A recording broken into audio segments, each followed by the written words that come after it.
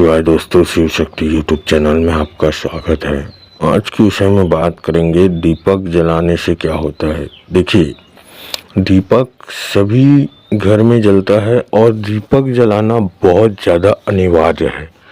देखिए, हिंदू धर्म में सभी घरों में दीपक जलता है, सभी घरों में देवी देवताओं का पूजन होता है।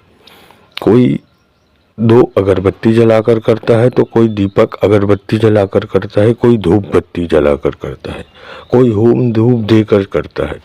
ठीक है, लेकिन दीपक जलाने से क्या होता है और क्यों हमें ज़रूरी है दीपक जलाना।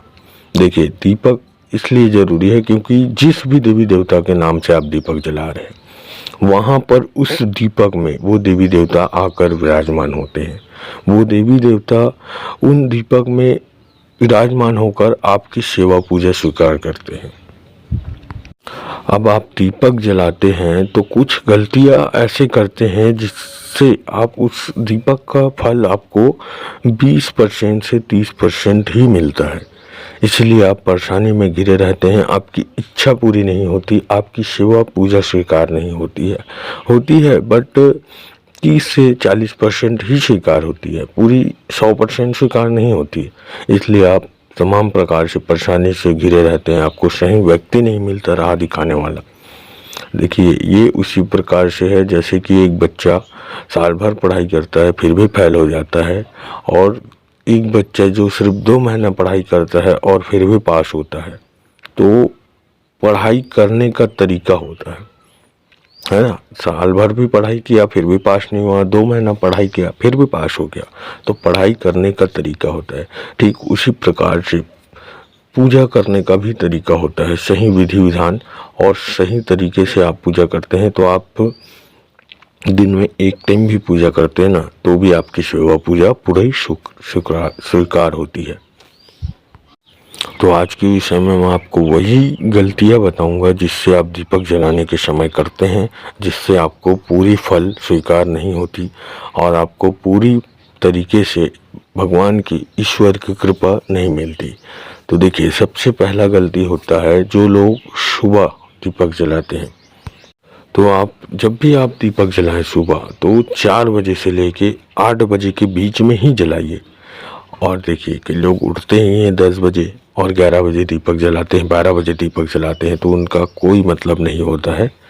आप उठिए 4 बजे, 4 बजे नहीं उठ सकते, 5 बजे, 6 बजे, 7 बजे, 8 बजे के बाद आपको दीपक नहीं जलाना है, क्योंकि ब्रह्म मुहूर्त सुबह 3 बजे से लेकर सुबह 8 बजे तक रहता है। 8 बजे तक देवी देवता आपका पूजा सेवा स्वीकार करते हैं। ठीक है, दूसरा गलती होता है कि लोग खंडित दीपक का इस्तेमाल करते हैं, जो टूट गया है, कहीं से खंड हो गया है, जो अपवित्र हो गया है, उस दीपक का इस्तेमाल आप कभी ना करें। उससे आपकी नकारात्मक ऊर्जा आकर्षित होती है और आप परेशानी में पड़ सकते हैं। ठीक है, तीसरा गलती होता है कि आप किसी भी उग्र देवी देवता का पूजा कर रहे हैं। देखिए, उग्र में सभी देवी देवता आते हैं। ठीक है, उग्र में हनुमान जी भी आते हैं, उग्र में बाबा भोलेनाथ भी आते हैं, उग्र में माता काली भी आती है, माता दुर्गा भी आती है।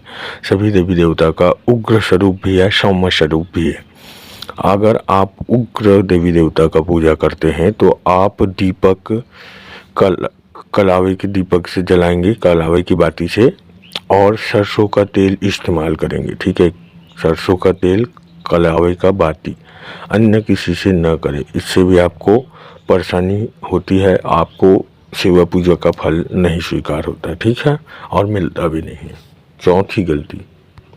पांचवा गलती होता है कि आप जब पूजा पाठ करके ख़त्म करके जब उठते हैं तो आप आरती नहीं करते।